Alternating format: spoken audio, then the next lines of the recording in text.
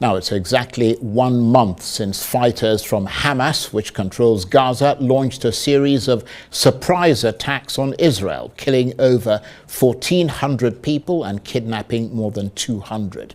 The Israeli military response has been massive and sustained, a ground operation in Gaza and daily airstrikes. Israel says it's targeted Hamas infrastructure in the Palestinian enclave, but the number of civilian deaths is rising, more than 10,000, many of them children. The Israeli Prime Minister remains defiant. In an interview with the US network ABC, he said there would be no ceasefire without the release of Israeli hostages, and he gave an indication about what might happen after the fighting ends. Be no ceasefire, general ceasefire in Gaza without the release of our hostages. As far as tactical little pauses, an hour here, an hour there, we've had them before. I suppose we'll check the circumstances in order to enable goods, humanitarian goods to come in, or our hostages, individual hostages to leave. But I don't think there's going to be a general ceasefire. It's not that I don't think. I think it will hamper the war effort. It'll hamper our effort to get our hostages out, because the only thing that works on these criminals in Hamas is the military pressure that we're exerting. President Biden has said that it would be a mistake for Israel to occupy Gaza. Who should govern Gaza when this is over? Those who don't want to continue the way of Hamas. It certainly is not. I think Israel will, for an indefinite period, will have the overall security responsibility, because we've seen what happens when we don't have it. When we don't have that security responsibility, what we have is the eruption of Hamas terror on a scale that we couldn't imagine. And that's the Israeli Prime Minister there, Benjamin Netanyahu. Well, for more on this, I'm joined now on the line from Washington by Ambassador Earl Anthony Wayne, who served as a U.S. diplomat from 1975 to 2015 and was Assistant Secretary of State under 3 U.S. Secretaries of State. Ambassador Wayne, thank you very much indeed for joining us, and great to see you again. You've been away from us for a while, so we're deeply grateful for you for joining us. And the Israeli Prime Minister there, Benjamin Netanyahu, talking to the American network ABC and still rejecting a ceasefire despite all the international calls for that, but saying Israel would consider tactical pauses in the fighting to allow aid to enter or hostages to leave. I mean, what's your reaction to all that? Is that what Washington has been talking about, or something more? Well, I think Washington has been talking about something more. They would like to see pauses that actually allow people to be cared for. But the pauses are coming in the context of a number of ongoing efforts. We have to remember, one, this was a very serious and horrible Hamas terrorist attack. Two, we're in a situation right now with a lot of civilian casualties that we all hate to see, and we want to deal with that. But three, we have to find a way to get out of that and move to a post-conflict situation also. And that's what Tony Blinken's been going around the region talking to, not just Israelis, but to the neighbors of Israel and to others that are going on. And there are a number of things we want to avoid. We want to, of course, save lives, but we want to avoid a larger war. We want to avoid larger repercussions from this. And that means people have to come together around certain solutions. I don't think those solutions are the ones we just heard about in this interview. I think that there will need to be further talking with Israel about this. But certainly right at the moment, Israel is trying to use the leverage that it has to really seriously weaken Hamas. And you can understand that from their point of view of not wanting to have any repetition of this kind of terrorist attack. And so we need to use diplomacy to move us to another situation, but we need to also be listening to the voices of the UN Secretary General and others saying we have to save civilian lives. And that makes it in a very, very complicated situation. And so I think we're going to see a lot of continued diplomatic work over the next few days. And you talked about diplomacy there. You are, of course, a seasoned diplomat yourself with Antony Blinken in the Middle East. You know the State Department, you worked there. And the question, as you hinted there, of what will happen after the war is over, talk of a possible role for the UN or Arab countries or the Palestinian Authority, which is the rival to Hamas and governs the occupied West Bank. I mean, do you see those people, because of course Israel said it would be there for the long haul, maintaining security. Do you see those people going into Gaza on the back of an Israeli tank? Because, I mean, you know, we heard Mr. Netanyahu effectively talking about a new occupation. Well, no, I don't think they're going to go in there on the back of an Israeli tank. But neither do I think Israel wants to actually sit there with their tanks for a long period of time either. So there's going to have to be a negotiated way to have an Israeli withdrawal from Gaza, assuming that this conflict goes on a bit longer and they do have a larger presence there. There's going to have to be a way to have them out and to have that be replaced, which would have to include the disarmament of Hamas.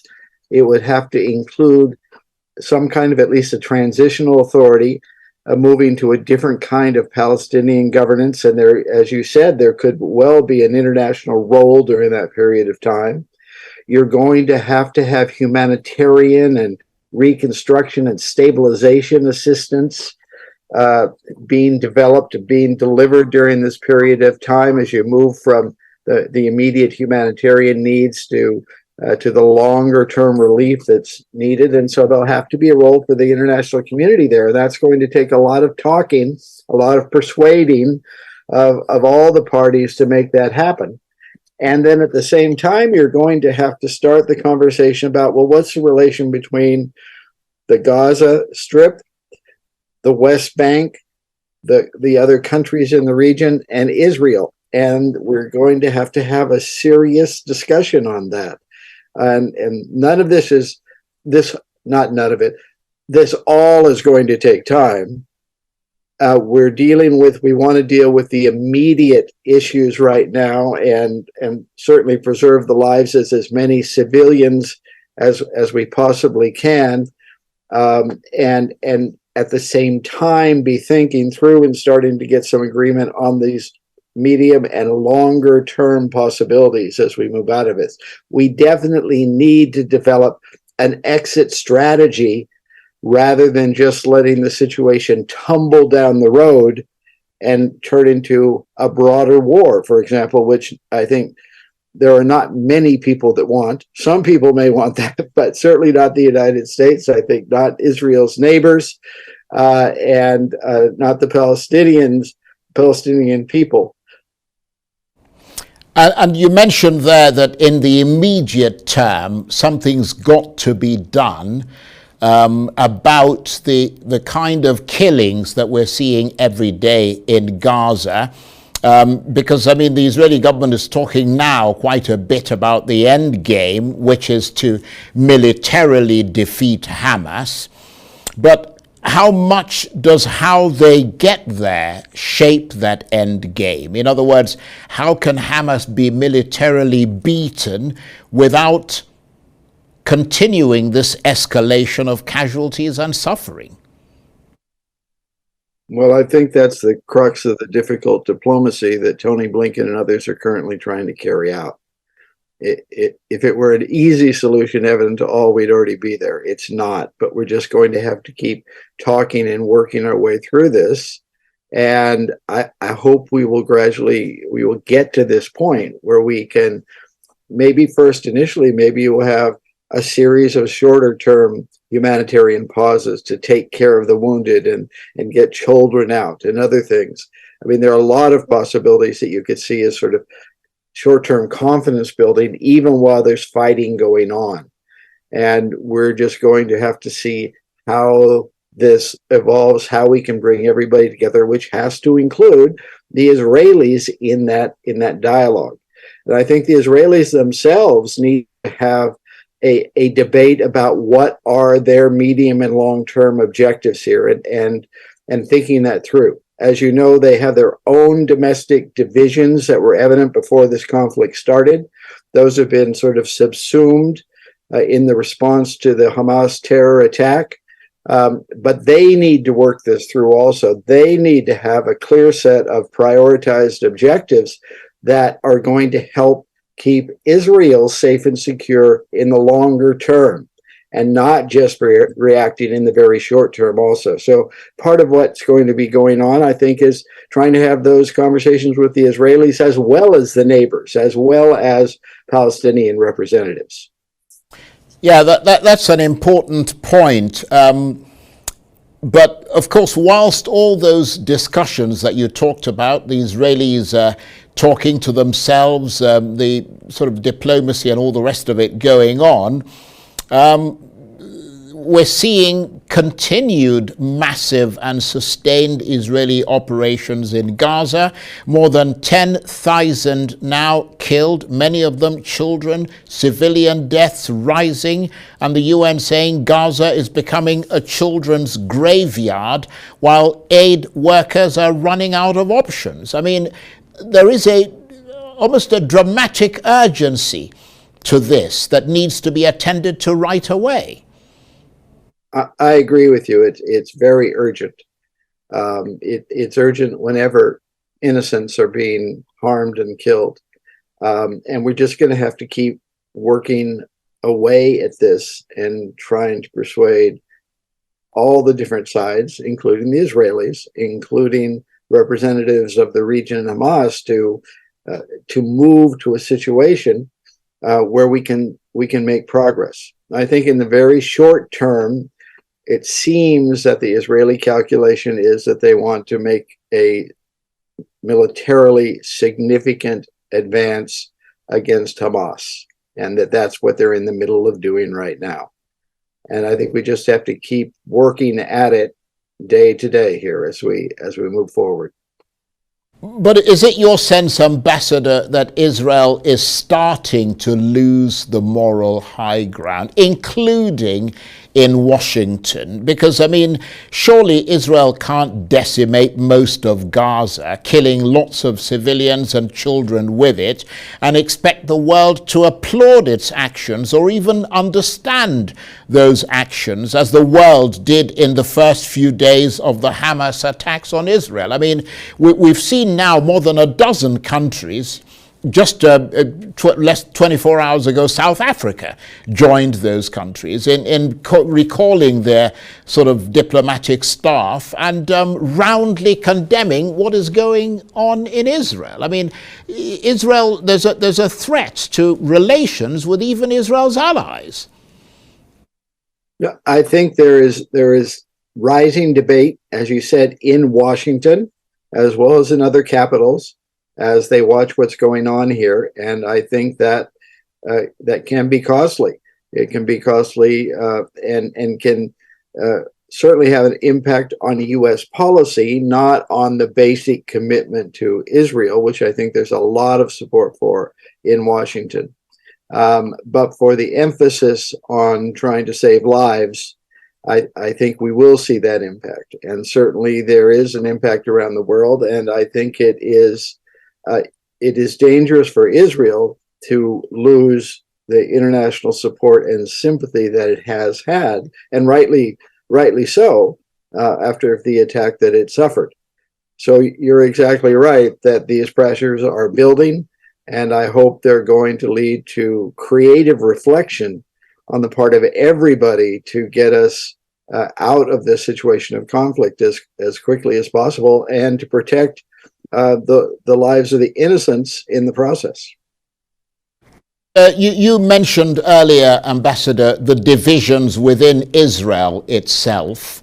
You talked about the fact that before this attack took place, I mean, that there were lots of opposition to Prime Minister Netanyahu and the right-wing government that they've got there. I mean, our Middle East analyst, Dr. Saul Zadka, is Jewish and Israeli himself, and he talked about the level of hatred that people have for Prime Minister Netanyahu inside Israel and the amount of blame that's coming his way for what happened. I mean, as part of that end game that you referred to earlier, do you think Israel needs a different government? I mean, we've seen, as I said, growing protests calling for Prime Minister Netanyahu to resign, and some are saying they want to see both governments in Gaza and in Israel gone.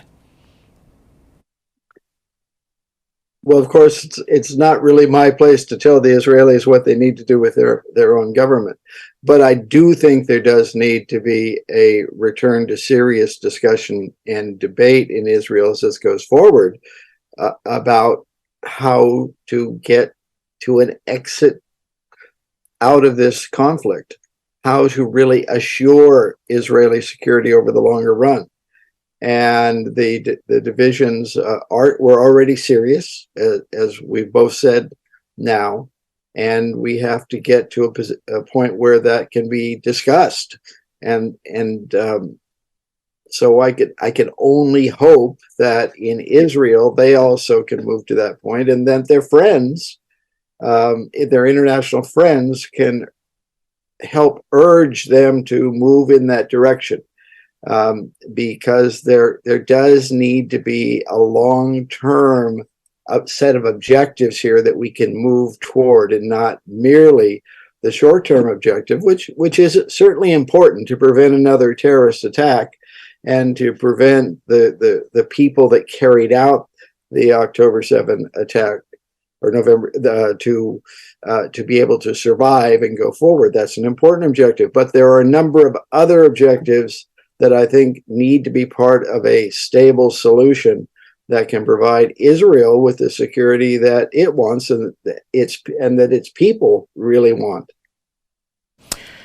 Ambassador, I want to thank you very much indeed for taking the time to talk to us. We really appreciate it. Ambassador Earl Anthony Wayne served as a U.S. diplomat from 1975 to 2015 and was Assistant Secretary of State under 3 U.S. Secretaries of State. And he was talking to me there from Washington.